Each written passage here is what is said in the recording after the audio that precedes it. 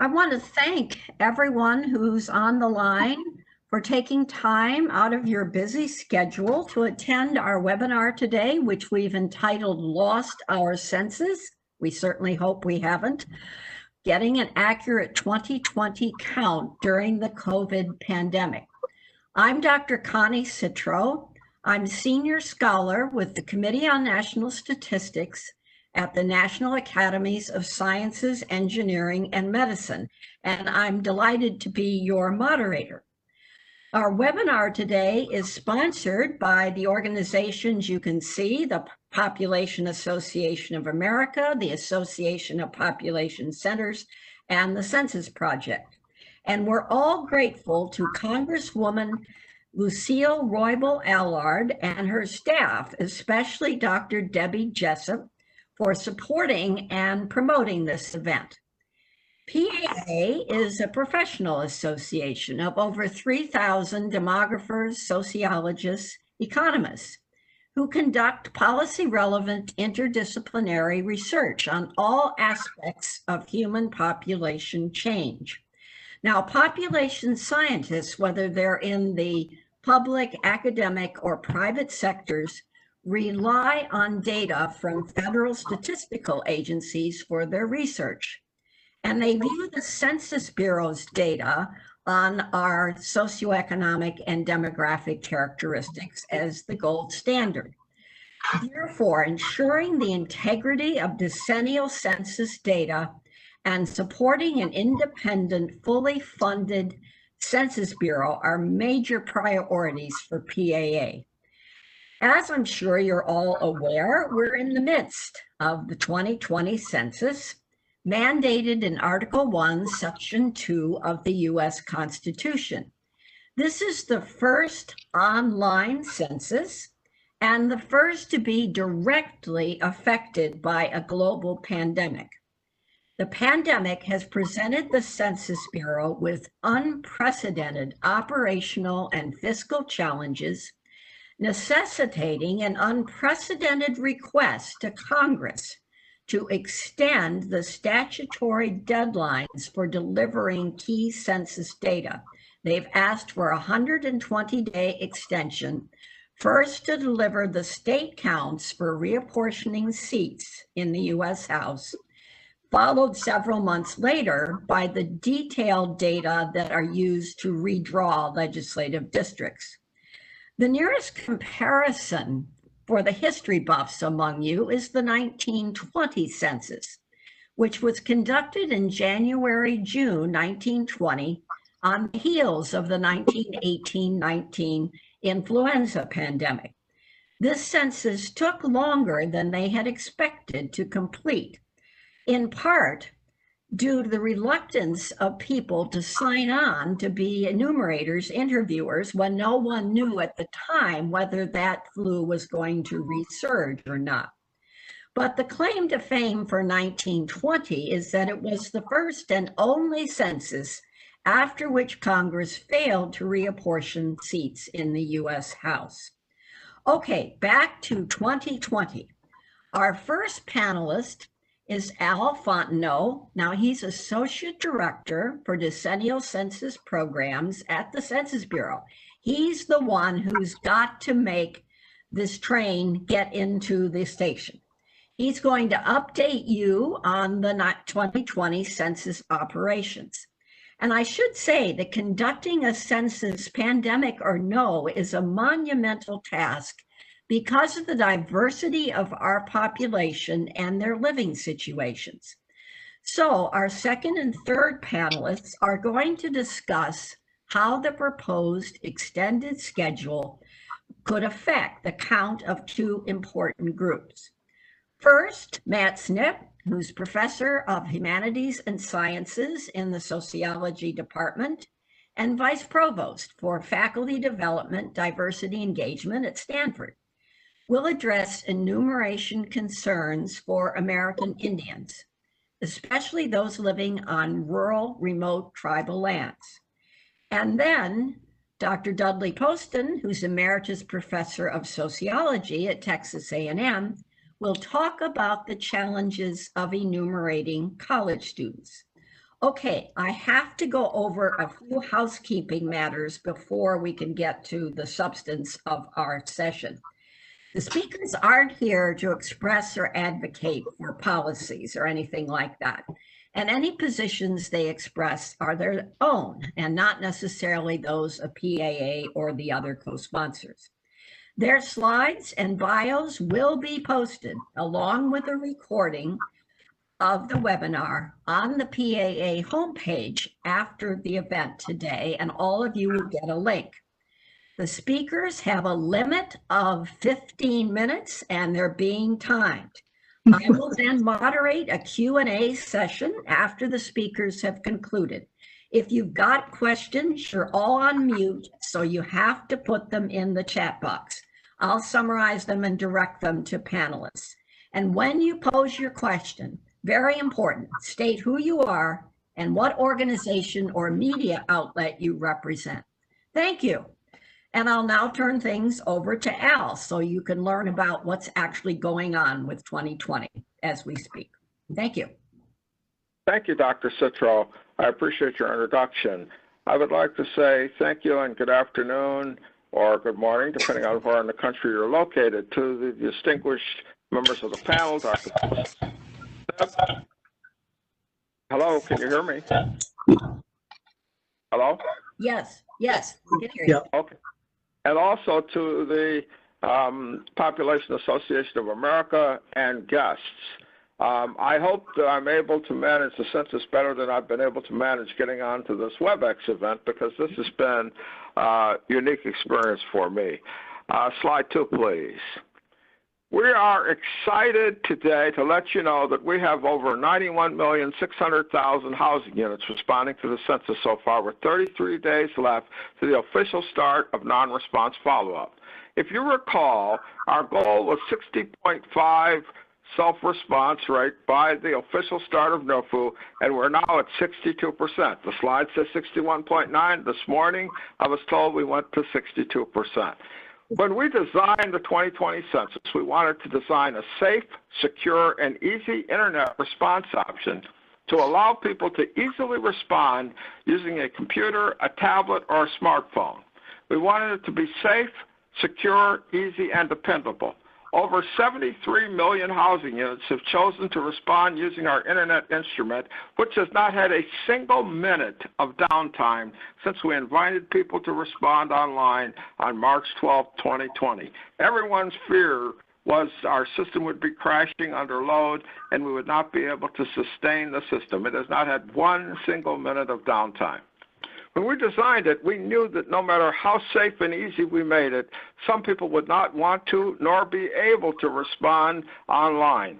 So we designed the census to allow people to respond any way they wanted, online, on a paper form, or over the phone. So in addition to the 80% of our respondents who have responded online, over 17 million have responded using paper forms, and another 1.2 million have chosen to phone in their response to one of our call centers. When we look by state, slide 3, please. Minnesota continues to lead all states with a state response rate of 71.5%. 28 states have response rates over 61%. A good start, but in early March, the COVID-19 virus struck and disrupted life as we knew it in America. Slide 4, please.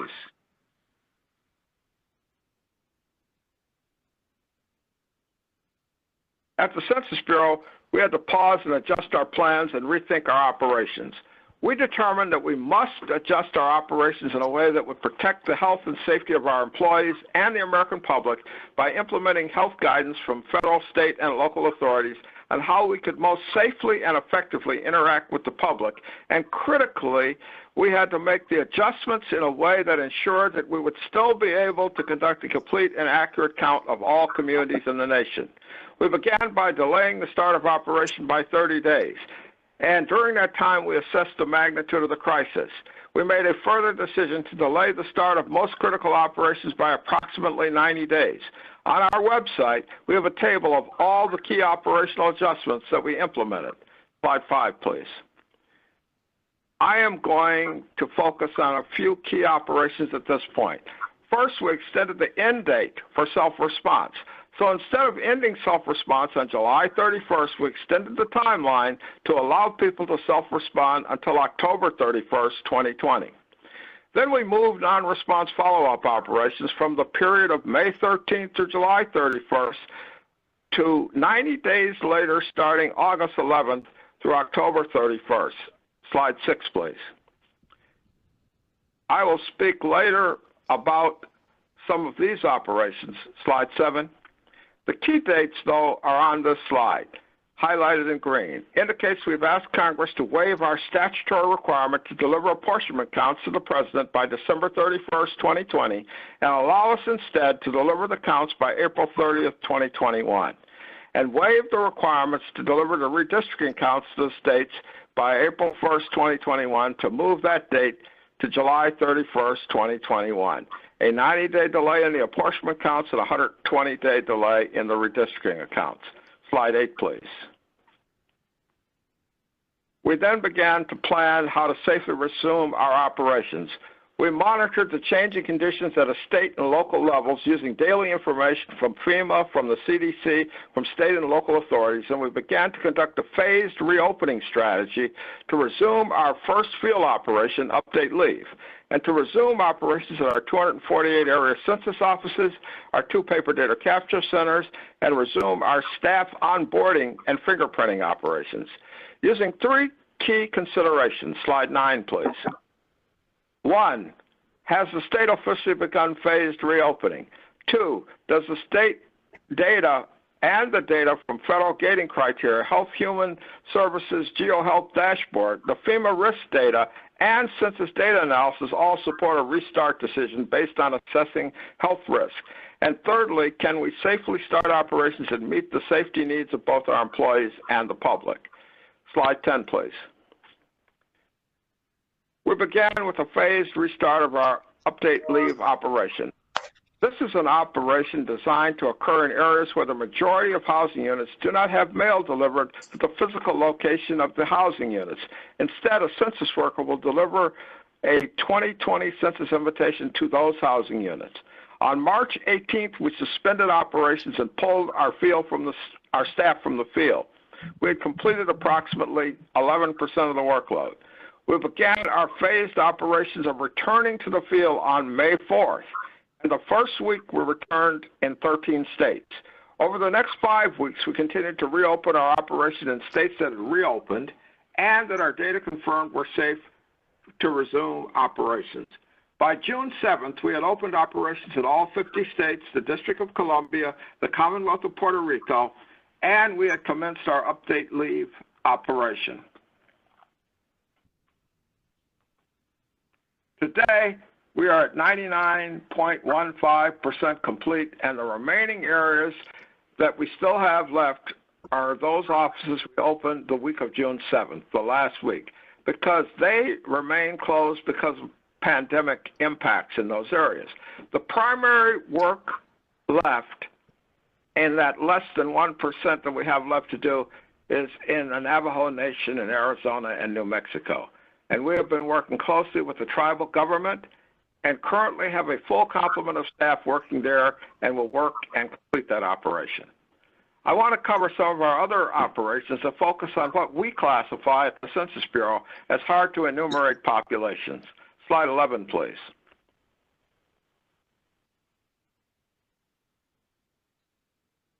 The service-based enumeration operation is conducted to count people experiencing homelessness at locations such as emergency and transitional shelters, soup kitchens, and regularly scheduled mobile food vans. We also count people who are staying outside, in encampments, on the street, in vehicles, and other non-traditional housing situations. This operation would have traditionally been conducted overnight between March 30th and April 1st, but clearly we were unable to be in the field conducting operations at that time. When we started, we wanted to make sure that we were able to replicate as much as possible the conditions and situations that would have existed during our traditional SB Tinsel location operations. In early May, we held consultations with 67 organizations to assist us in determining the best time and methods to conduct these operations. We met with 34 direct service providers, national partners, and stakeholders who advocate on behalf of persons experiencing homelessness.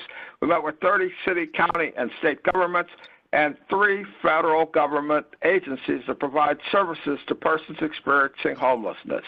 Slide 12, please. The consistent and nearly unanimous recommendation was to conduct the operation in the fall time frame. Obviously, the best time frame would have been to conduct it when it was planned. We had been planning it for 10 years to conduct at that time, but COVID made that impossible.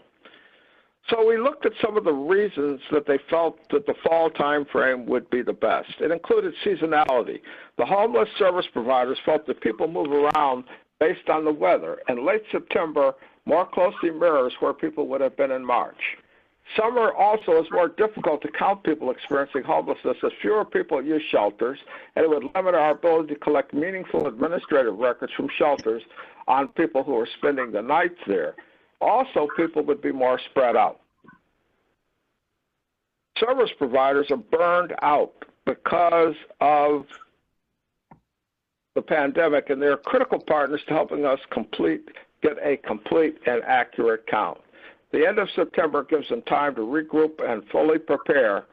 Based on the feedback from our stakeholders, input from census experts, and consultation with our operational team leads, we selected September 22nd through the 24th as the dates we'll conduct SBE in Tunsil.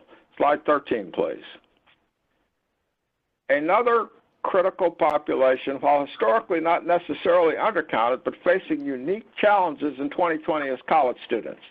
The census residence criteria dictates that college students are counted where they live or stay most of the time on April 1st of the census year, which generally means on the college campus or in the campus town.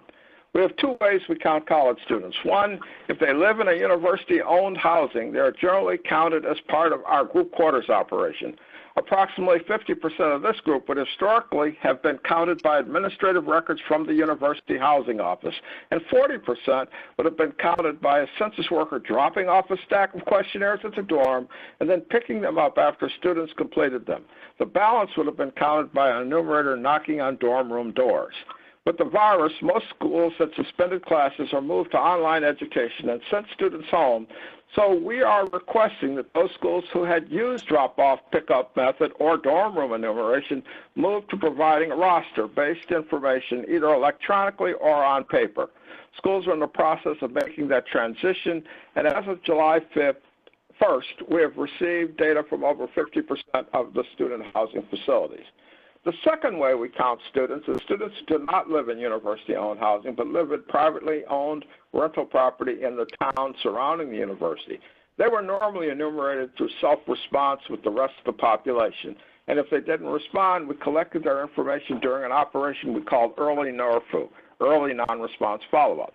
That provided a significant challenge because most of them had moved home or elsewhere away from the university. The corrective action was something we had already been doing for the other students.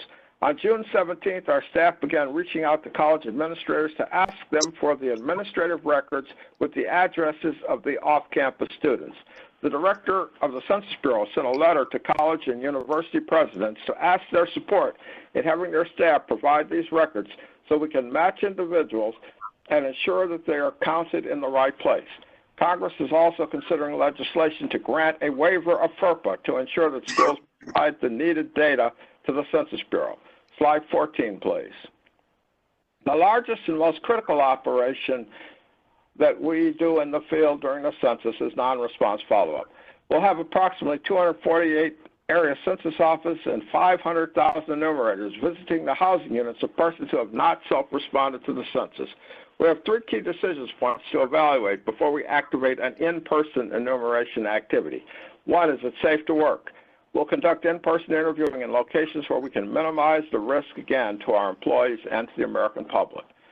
2, what is the public response? Identify areas where the virus does not substantially undermine public response to in-person interviewing.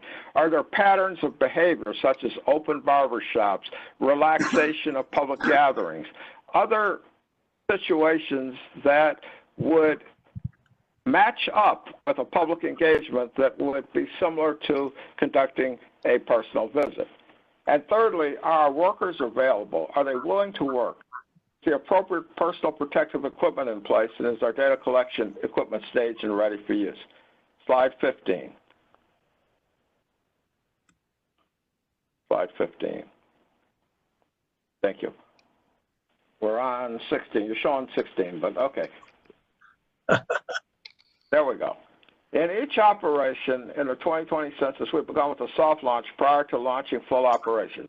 That enables us to be sure that all of our offices, the systems, the processes, and the procedures are ready for full-scale operations. We're planning a soft launch for NERFU. The first 6 Cycle 1 ACOs totaling 10,000 enumerators will deploy to the field on 7/15.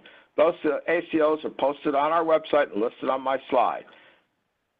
The second group, Wave 1B, are also posted on my listed on my slide and posted on our website. They will deploy to the field and start counting on 7/23.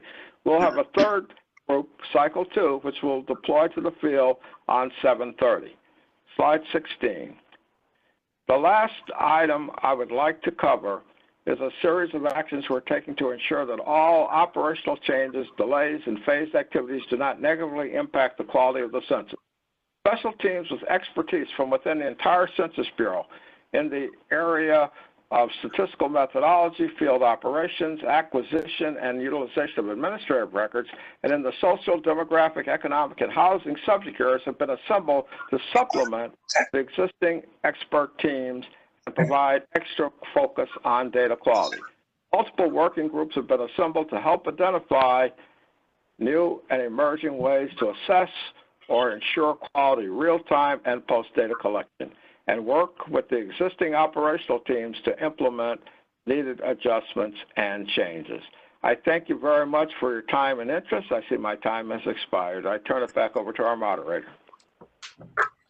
Thank you so much, Al, for bringing us up to date again on what is a truly always gargantuan task and made so much more difficult with the pandemic, with headquarters staff and people in the regional offices having to work from home, you name it. It is challenging. So thank you, and for all your hard work and that of your staff. We'll now move on to Matt Snip, who's going to talk about some of the challenges and the implications of trying to count Indian country during a pandemic. Thank you. Well, thank you, Connie. It's a pleasure to be here. American Indian population is a relatively small group. In 2010, there were about 5 million American Indians who were enumerated by the census out of a total population of about 309 million. And even though it's a relatively small population, that has an outsized cultural, legal, and political presence in American society. And if you happen to glance at the front page headlines of the Washington Post or the New York Times today, you might get a sense of why that is. So next slide, please. Indian country is actually a specific place. It's statutorily defined, but the easiest way to think about it is that it's land that's under the jurisdiction of federally or state recognized tribal governments. The history behind these places and why they exist really it's a long history, centuries long history, but these are basically the remnant lands that were reserved under treaty agreements or executive orders in the 19th and early 20th centuries. Basically, they're places that were reserved for Native people as a result of a long history of conflict, antagonism, and efforts to exterminate the Native population, which didn't quite work out the way the federal government once planned. They're extremely diverse communities. There are 574 federally recognized tribes. There's 66 state recognized tribes that are mostly in the East Coast. There are 326 federally recognized land areas, usually designated as reservations, pueblos, or rancherias. I'll say more about that in a second. And the reason there are fewer federally recognized land areas than recognized tribes is because some of these reservations include several different tribal groupings. Next slide, please. This map shows the sort of the distribution of Indian country across the United States. You'll notice a couple of things. One is that most of the reservations are located west of the Mississippi River. The largest reservation is the Navajo Reservation. There it covers the states of Utah, Arizona, and New Mexico. In terms of total area, it's about the size of the state of West Virginia, or about the size of the nation of Ireland. In California, you'll see a bunch of small rancherias. They were established mostly in the late 19th, early 20th century by executive order. And they are typically very small places. Some is, maybe no more than about 20 acres, scattered up and down the state. And then you move up to the northern plains and you see the reservations that are concentrated in Montana, South Dakota, and the upper Midwest in Michigan, Wisconsin, and Minnesota. A special case because until 1907, Oklahoma was designated as the Indian Territory. And so you see all of those dots, those are basically tribal governments that were abolished unilaterally by the federal government over the course of a period of around from 1890 to 1907. The one reservation in Oklahoma is the Osage Reservation, which has an interesting history in its own right. But to go back to the front page story on the Times and the Post this morning, is that the Supreme Court found that about the eastern half of Oklahoma, that entire eastern half, close to it is considered now Indian land and reservation land, and that is going to create quite a stir. The last time that something like this happened was back in the mid-1970s with the Pequot and Passamaquoddy tribes of the state of Maine. Next slide, please.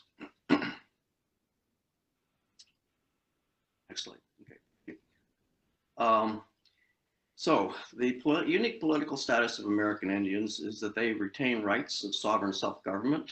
There's an entire branch of the law designated as federal Indian law that's constitutionally grounded. It's rooted in Supreme Court case law, as well as specific codes. And there's an entire title of the Code of Federal Regulations, Title 25, which is devoted to Indian law. And tribal sovereignty is really a very, very complex issue that I can't even begin to scratch this morning.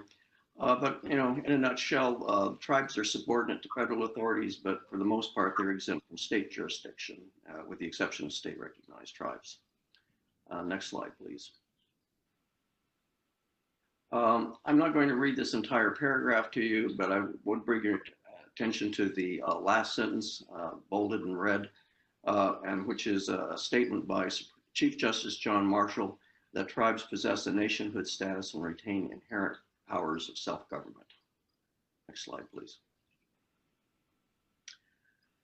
So the next slides I'm going to share with you are based on data that I obtained from the Centers for Disease Control and from data that was published by the Indian Health Service and reported by the National Congress of American Indians. If you're curious about the photo, I'm guessing that was probably taken, just judging from people's dress, I'm judging that that was taken on the Navajo Reservation, which is significant for a reason I'll explain in a minute. Next slide, please. This shows the hospitalization rates by race and ethnicity from March to June 13th, 2020.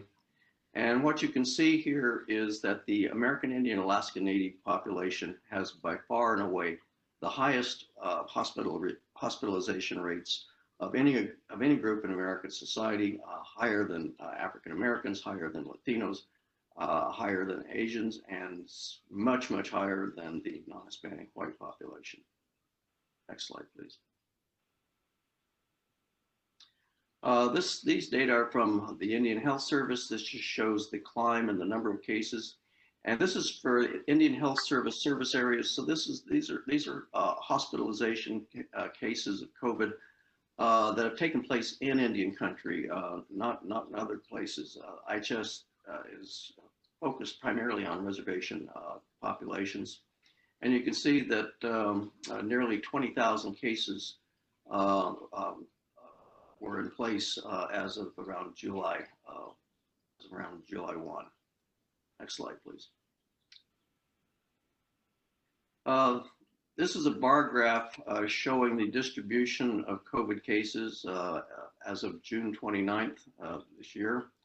And you can see that the Navajo reservation has been hard hit by far and away compared to any other reservation. But in terms of the distribution of the cases, they tend to be concentrated in the Southwest, especially in Arizona, and then and then through the Great Plains. Next slide, please.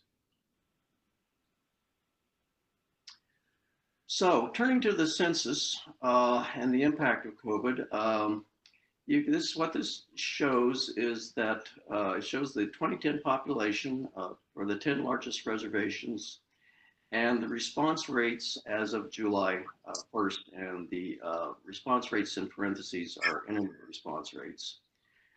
You can see in the middle column the 2010 response rate for Navajo, for example, was 29.4%. As of July 1, the 2020 response rate was around 4%, and only about 1.4% had responded via the internet. This is one of the lowest response rates in the country, not surprisingly, given the prevalence of COVID on the reservation. And the response rates on other reservations some are significantly higher, in particularly the Osage Reservation and the Flathead Reservation in Montana. Next slide, please. So this slide and my next few comments really speak to the dire need for an extension for the Census Bureau to get its work done.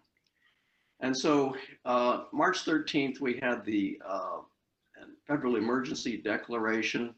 March 15th, update leave operations on the reservation began. And between the March 15th and 18th, which Albert talked about as the last day that these operations were taking place, between the 15th and 18th, about 3,000 questionnaires were delivered on the reservation. April 16th, the federal government issued an order for opening up America again with a May 1 target date. And if the Bureau had stuck to their original plans, they would be ending their update leave operations just as America was opening up again. May 4th, the Census Bureau resumed its operations select locations.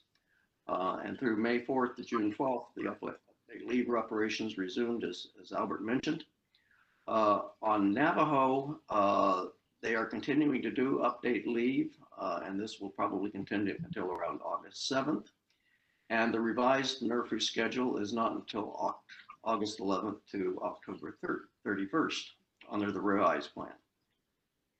So the upshot of this, and next slide, please. The upshot is that the NRFU, which would have taken place originally through May 13th through July 31st, would not have happened if we had stuck to the Bureau's original plans. And the absence of a revised schedule, if the Bureau had been forced to stick to their revised schedule, it would have been tantamount to a limiting NRFU in the Navajo Nation. And so to sort of guesstimate at the impact of this, you can extrapolate a bit and you can say, well, as of March 18th to June 11th, there were about 3,000 questionnaires. From June 11th to July 1, there was about 4% response rate.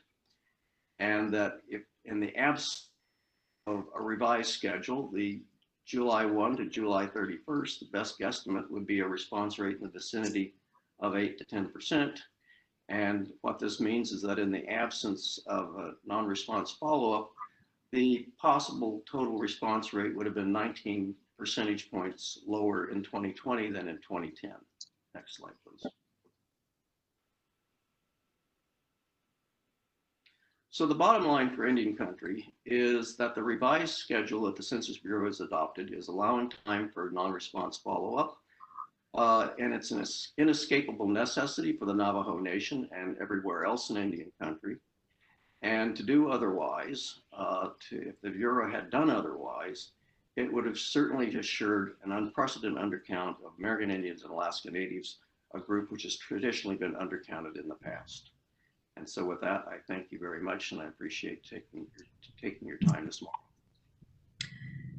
Thank you so much, Matt, for that illuminating talk about, as you say, a small in numbers, but very vibrant and important population. And we can only hope that the Census Bureau and the tribal governments will be able to get the enumeration done, sort of weaving in and out as COVID continues its march and ebbs and flows in various areas. All right, I'm going to have Dudley Poston talk to you about college students, and some of you may have recently been college students, and this is another population that poses particular challenges and where residence rules have been worked out for decades that college students are supposed to be counted in college, but the pandemic really upset the apple cart. So go right ahead. Thank you. Okay, good afternoon, everyone from San Antonio, Texas. I want to thank Connie Citro for moderating this webinar and enjoyed very much the presentations by Al Fontenot and Matt Snip. We focused on 2020 count of college students. Next slide, please. My presentation has 4 parts. I'll start with the first, laying out how the pandemic affected enumeration. Next slide. The spread of the virus in mid-March occurred during spring break for most colleges. It coincided with the start of data collection of the 2020 census. Most universities then extended their week-long spring break into a second week. And then in late March, most universities converted all their classes to online through the end of the spring semester in late April. The rapid spread of the virus led to most universities closing their classrooms for the time after spring break, and many of their students did not return to their campus residences. And this happened to my grandson, Daniel Espy. I'll talk about him in a moment. In any event, the virus has had and is still having a big effect on if and where college students of a particular type are counted. My grandson Daniel Espy is in the picture on the right-hand side on the bottom, and he's on either side of him are his sister and his father. He's a freshman at Baylor University. There's a picture of Baylor on the left-hand side of the slide. And he lived in a dormitory there during his freshman year, but he, like most of his friends, left the college campus on March the 9th. Baylor later extended the spring break until March the 20th, and classes were then conducted online after spring break. So Daniel never returned to Baylor after March the 9th. And he should have been counted on April 1st where he normally lives. And it turns out he was counted at Baylor. We'll see how that worked. Next slide, please. Since the 1950 census, college students have been counted at their usual residence on April 1st. And since most students attend colleges away from their homes, they are not counted at their parents' homes. Private colleges, around 63% of students live on campus, and public colleges, about 40%. And the Census Bureau gathers for each student and for each person data on age and sex and race and Hispanic origin. Off-campus students living in apartments and housing units and so forth also provide household data. Mainly is the housing unit they're living in rented or owned. And if applicable, relationship data, i.e. how are they related to other people living in the house with them? Are they a roommate, a partner, a spouse, and so forth? Next slide, please. Starting on March the 1st, data were collected from off off-campus college students living at their apartments, they receive the same information that everybody else received in their housing units, showing you how to respond to the census online or by phone or by mail. Next slide, please. The on-campus students are students who are living in dormitories or other housing owned by the university, and these are called group quarters students. Other kinds of examples of these would be nursing homes, seminaries, prisons, hospitals, and then, of course, student dormitories. Okay, so now we should be on slide number 6. Group quarters students have been counted, as Al told us already, in one of 3 ways, either by the administrator of the university collecting university data on them, or passing out census questionnaires, or in very rare cases being interviewed face-to-face by the census. Now, if we would go to slide number 7, please. In the 2010 census, administrative data were, in terms of on-campus students, covered about 35% of the students. Before the 2020 census began, the Census Bureau estimated that about 55% of the on-campus students would be counted with administrative data. But now, just recently, Al informed me just a few days ago that the Census Bureau is now estimating almost 100% of the on-campus students will be counted with administrative data. So this is very good news. Next slide, slide number 8. Some of the specifics of the problems really apply more to off-campus students than to on-campus students, given that most of them on-campus students are going to end up being counted with administrative data, such as my son Daniel Espy.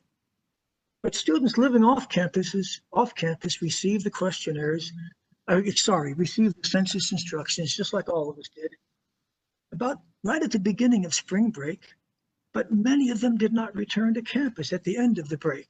Instead, they went home to live with their parents. So they were not there to respond when their household didn't send in responses. And when non-response follow-up starts in August, the spring semester obviously is long over. So it'll be difficult for census enumerators doing follow-up when they first go to a college town. They'll go to an address that didn't respond in March. Somebody else will most likely be living there. And when and if the off-campus students return to their campus in mid-August, they'll probably be in a different apartment. And since many universities will be teaching their fall 2020 classes online, a lot of those off-campus students will never return to the campus, maybe till January of 2021. So I've estimated that there's a pool of roughly 4 million off-campus students. Next slide, slide number 9, please.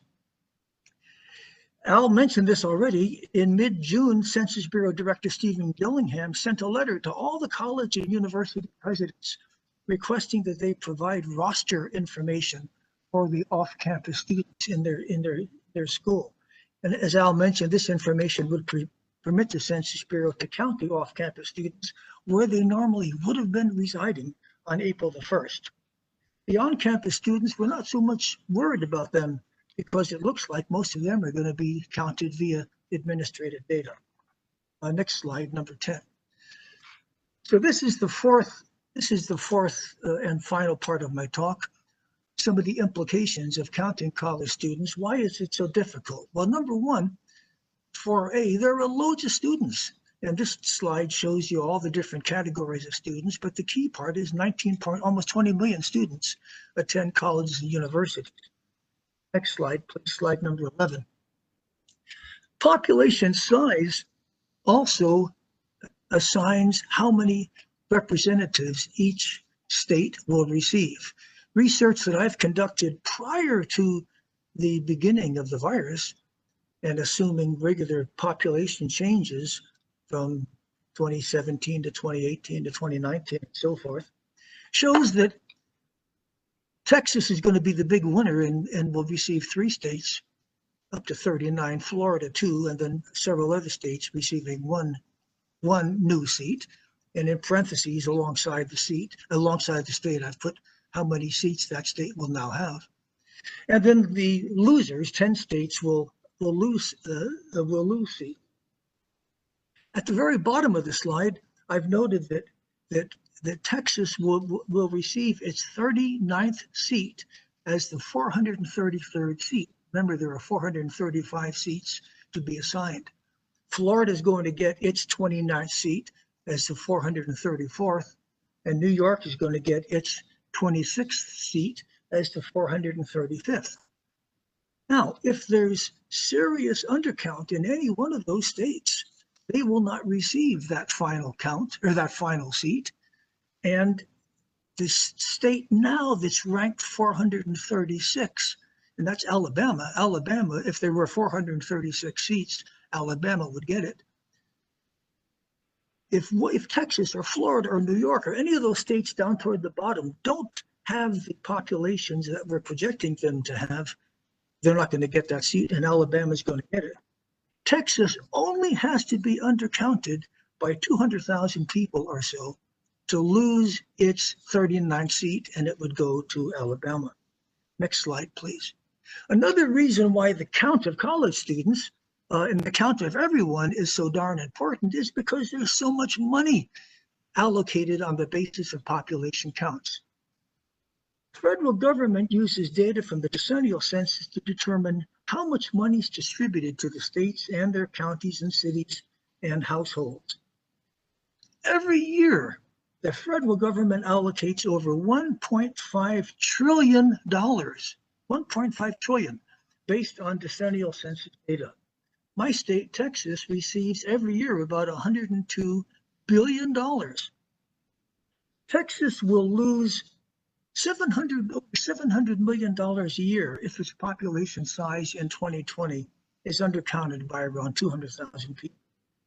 I've estimated that for every one person not counted in Texas in 2020, Texas will end up losing $3,500 for every one of those every year. Next slide, please, slide 13. The final reason why counting college students is so important is that so many big colleges are in small counties. Many universities are not located in large metropolitan areas.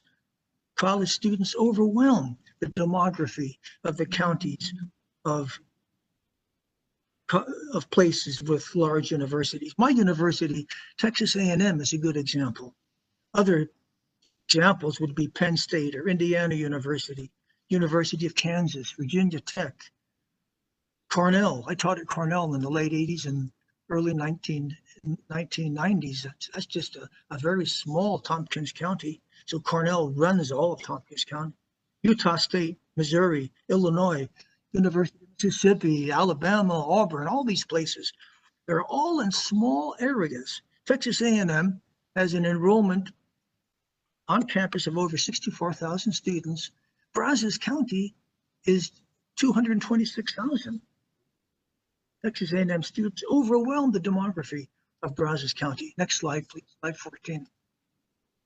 Counties with large universities depend heavily on student responses to the decennial census. The census counts determine the levels of federal funding that the communities receive. The more people counted in a state, the more money received by the state and by its counties and cities. Federal funds distributed on the basis of census data include money for medical resources, poverty alleviation, infrastructure projects, and emergency relief. A county with a large university, and there are a lot of the large universities in our country are in small counties. Example here is my university, Texas A&M in Brazos County. They benefit owing to the large proportion of college students living in the county. But this student advantage could be wiped out as a result of student undercounts. This is a costly setback. This could be a costly setback for university towns, and it's resulting entirely from the recent emergence and the spread of the COVID-19 pandemic. Next slide is my last slide. I want to thank everyone for participating in this webinar. I'm showing here a picture of Texas A&M in Brazos County, but of a new $550 million campus in Houston. the Texas A&M is getting going. Thank you very much. Well, thank you so much, Dudley. Thank you all, Matt, Al. And we do have some questions coming in, so I encourage people to use the chat box. We had one actually about college students, which is whether university-sanctioned fraternities and sororities are treated as group quarters, just like dormitories are, for whom the university can provide data. And I looked this up on my handy, phone, and the answer is yes. What I don't know, whether I don't think there's a separate published code for fraternities and sororities, but they would be counted that way. And now with the revised plans, the hope is the universities will provide all that data for students in dormitories and students in officially recognized fraternities and sororities. Al, do you have anything else to add on that point, or have I covered? You are correct. They are counted just like as a group quarter, just like the dormitories are, and we have counted them that way in the past, and we are anticipating getting the same data this census. Mm-hmm. Great. Okay, I have a question here too from directed to Matt Snip, which is whether you can describe the role of the tribal governments in the census. I'm wondering what data sovereignty might look like and how the census could better benefit Indigenous people if Indigenous folks could take charge. Well, that's a really good question. Actually going back to the 2000 census and 2010 and 2020, there have been partnership programs, and the Bureau has relied very heavily on tribal governments to aid them in getting the news out about the importance of the census. Whether tribes have the capacity to conduct their own census, I think that varies a great deal. I think some of the larger tribes may have the capacity to do that kind of work. But I think from the standpoint of the Bureau, they need to be assured that there is some sort of quality control, or that the procedures in place that the tribe might use would be consistent with the procedures that they're using elsewhere in the country. And that's a very complicated issue.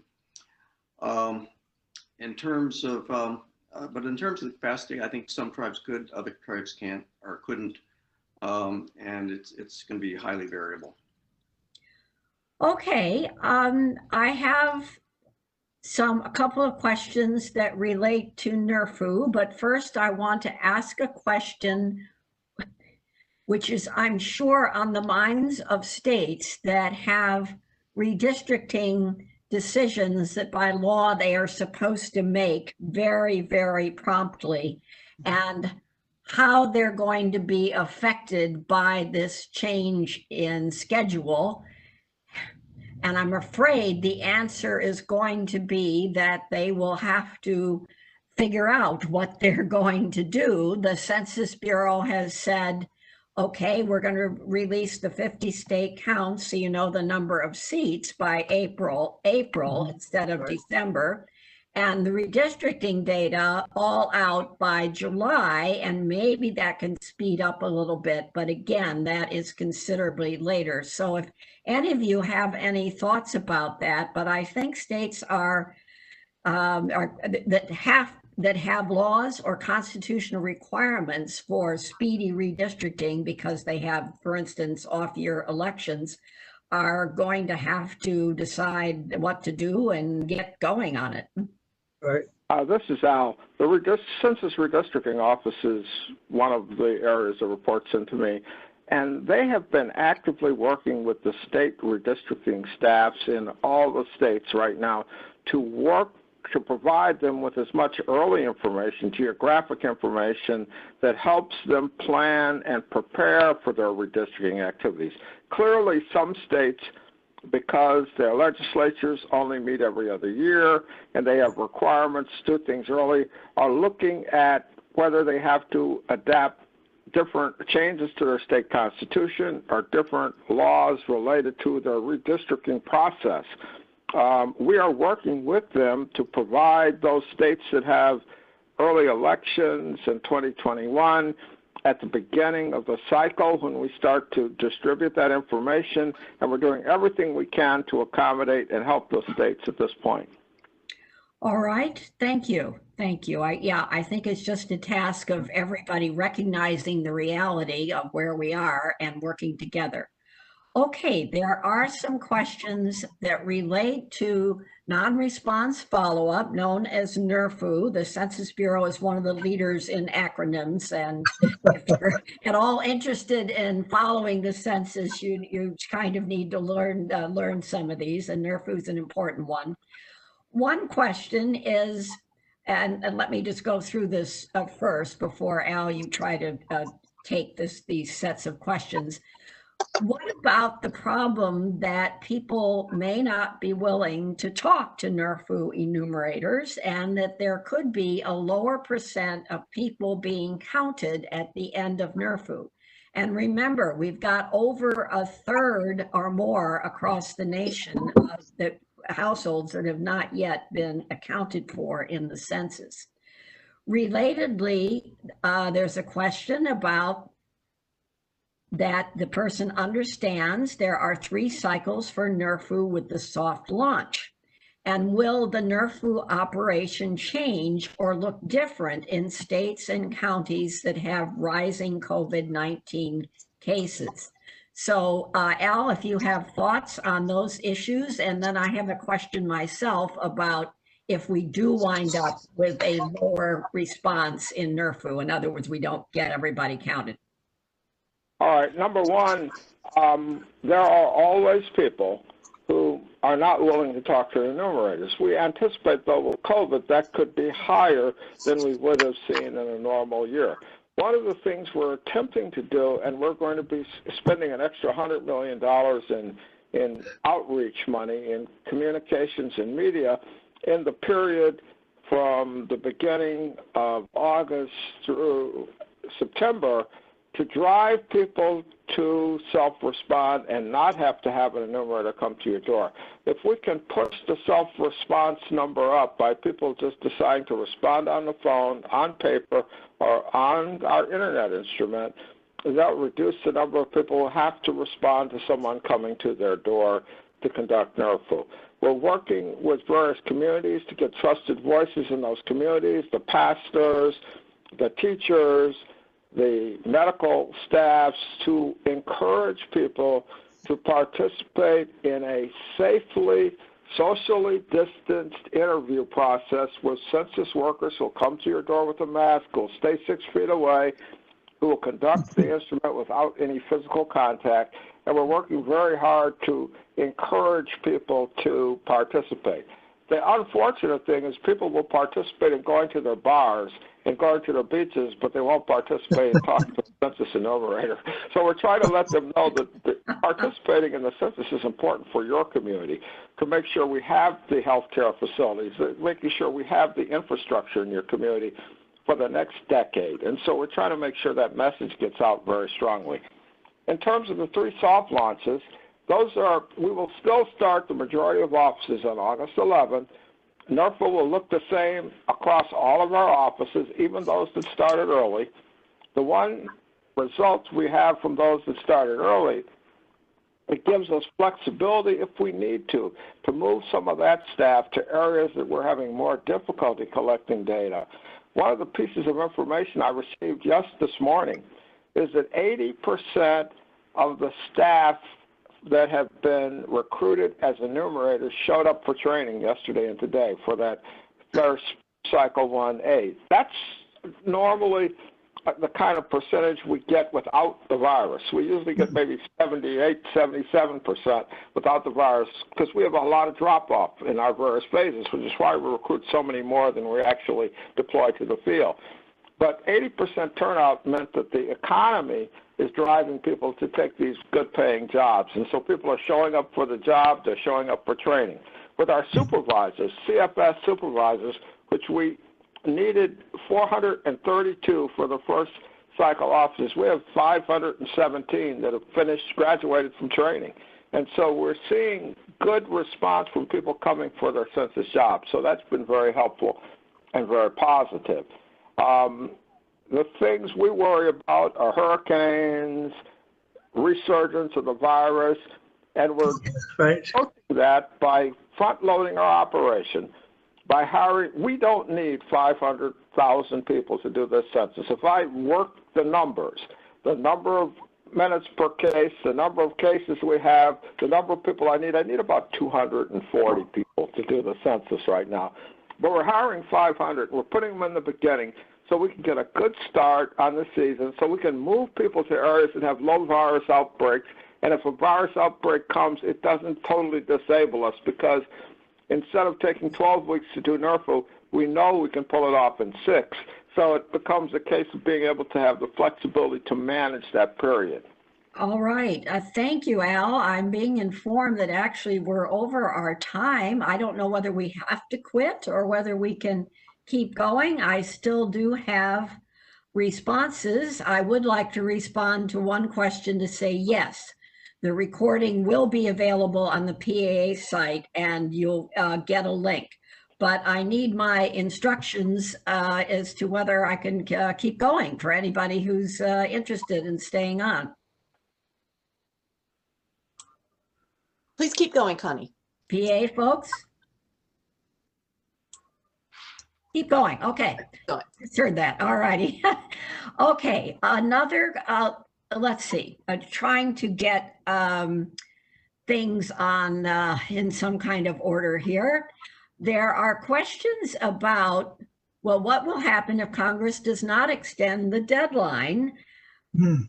The Census Bureau cannot move any faster than it is moving. Again, this is my opinion here. I think Congress will have to extend the deadline.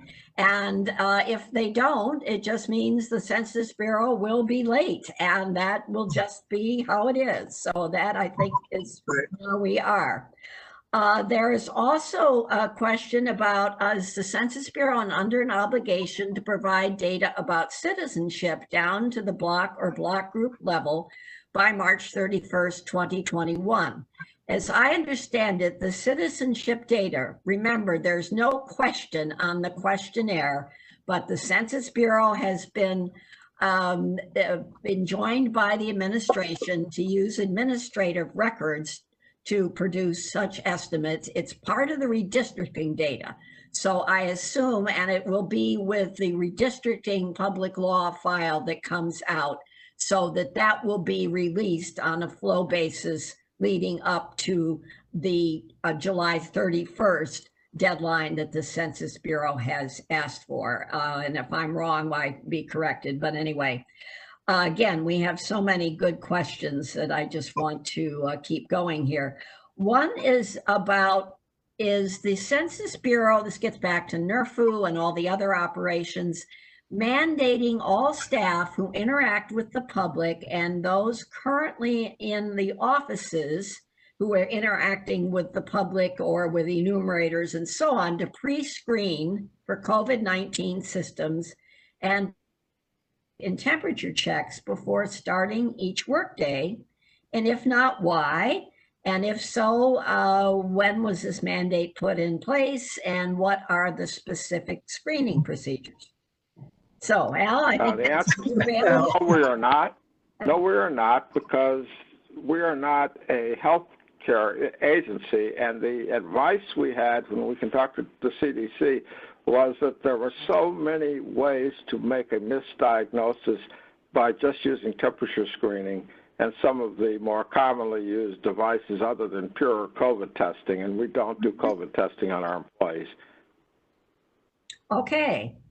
I have a statement here, but I don't know if the deadlines aren't extended. Someone is saying by law, the Census Bureau will deliver something by the original deadlines. Again, we're in uncharted waters, so I really don't know, but that actually gets to a question that I had, which was, assuming that the best is that the virus, that people behave themselves so that the virus behaves itself, and the Census Bureau is able to weave and so on and get out there and get everybody in the door with NRFU, and only have the traditional 1 or maybe 2% at most, which is what has happened in previous censuses, where they can't figure out who's at a household, how many, even if it's occupied or not, and they have to use data from the surrounding households and let the computer essentially do this. This is usually a de minimis number of households. It could be that we are not fortunate about people's behavior or the virus's behavior, and therefore we wind up with more households that need this kind of imputation. And that is a concern about the quality of the data. So I hope that the quality task force that Al mentioned, which is really important, will be focusing on how to best do that kind of imputation.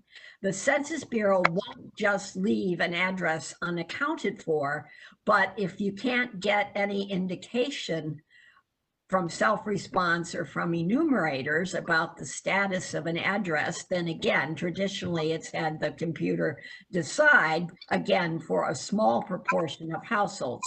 So any thoughts about that, Al, about the what you got in place to really worry about the quality of these kinds of imputations? Well, two things. One, in conversations we have had with members of Congress, of both houses of Congress, on both sides of the aisle, we seem to have pretty much universal understanding and acceptance that they need to grant us the extensions that we've requested. It's not as though some portion of one party is adamantly against that. It seems they just have to get it in the right bill with the right constraints attached to it and get it passed. So we're very positive that that will happen, but we don't want to necessarily anticipate what Congress will do. But as far as imputation is concerned, we are hoping to be working with a percent similar to what we've had in prior censuses to do imputation. We're driving everything we can to maximize the self-response and then maximize the NRFU response rate so that we can drive down the amount of imputation that we have to do. That notwithstanding, we have teams headed up by John Abowd, by people within our demographic directorate, people within my teams that are working on our imputation techniques to be sure that running truth decks and examining different ways that we have done imputation in the past, we can get the most accurate methods of imputation that we possibly can for those people that we don't get counted. Great. That's very good to hear that that's front and center, because I think that's an important risk to endeavor to be on top of. A question that relates to response: people were able to respond without having online, without having, or on the phone, without having their ID code. This is called non-ID responses, and the Census Bureau has a procedure in place to match their addresses and so on to figure out whether they were already reported by somebody else or whether it's a legitimate response. And the question is, how has that been? We anticipate. And how are they? How are you doing matching with the address? Okay, we anticipated that approximately 10% of the responses we got would be non-ID. It's running approximately 10%. It's running actually a little lower than 10% that are non-ID responses, and the match rate has been 90% with the computer match rate for those that we're able to match with computers, and others we go to clerical match rate, and then if we can't match the clerical match rate, we send them to the field. So far, there's a very small quantity that have to go to field for matching. We have been very pleased that the process of non-ID enumeration has been very successful. I just want to make one quick comment on something else. Some of the tribal areas that Matt looked at were UL areas, and because and he mentioned that in his slide, but because the UL areas were last out, their response rates tend to be lagging the rest of the country. They clearly look like they're lagging 2010, and they are lagging because, like I say, we didn't get those out until the week of June 7th to start delivering the packages, and so we're seeing lower response rates. So the response rates that are published for those tribes are impacted by that. All right, I have a perhaps last question because we have at least Al in particular, they've got Al in particular has a lot on his plate to be working on about the census, but the question was, do we have any data on children under 5? And what I take that to mean is, have we got folks working in the demographic part of the Census Bureau on looking at the administrative record we have about, you know, the age and race and sex distribution of the population, and considering what it looks like in terms of the responses that are coming in? Young children for the last few censuses have, for a variety of reasons, been undercounted more than other age groups. So any early information on that, Al? We do not have enough data that's tabulated to be able to give you any meaningful data on that right now. It's an area that we've been focusing on, ensuring that we get a better count of young children. But right now, based on what we have, there's not enough data for us to actually do any kind of tabulated projections. Right. Okay.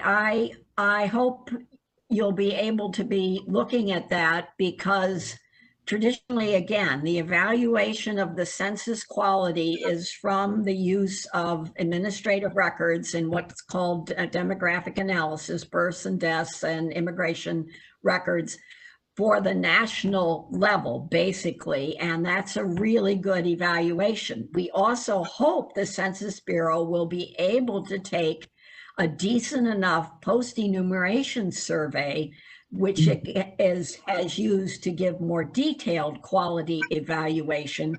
But that survey, of course, is also being delayed and may be affected by COVID as well. I'd like to ask each of the panelists now if they have any last thoughts they would like to leave with our audience, starting with you, Al. Well, first I'd like to thank the audience, and I'd like to thank my fellow panel members for participating in this, because the census is critically important. And we are trying to make sure that, Paul, you know that the general public knows that people understand it's not a government program, it's a program about you and your neighborhood that can benefit you and your neighborhood. While we're professionals in collecting the data and managing the data, this is the data that makes a difference in how you're able to live the next decade, be it funding in your community, be it political power in your community, be it knowledge in your community about where corporations will build, expand, hire, and reach out to jobs. So as all of you are touching somebody verbally, through your social networks, make sure that they self-respond to the census. Thank you. Thank you very, very much. And Matt? Yeah, I'll just second Al's comments. The census is a democratic exercise that we engage in every 10 years.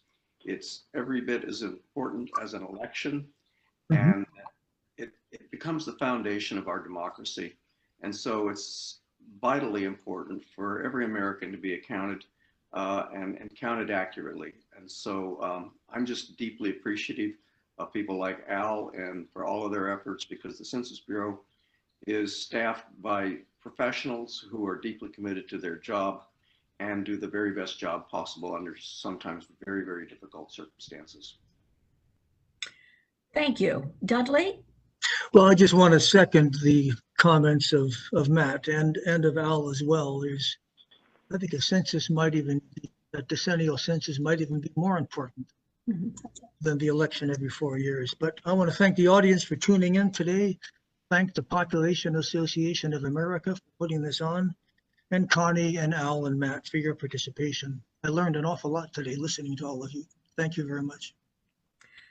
And thank you all. I also always learn a lot, despite being my very first job in Washington was working on the lead up to the 1970 census. So been around, but I always have more to learn, and I always am so heartened and admiring of the professionalism of the Census Bureau and the dedication of everyone who is an active user of census data and who's a partner with the Census Bureau to try to get an accurate count.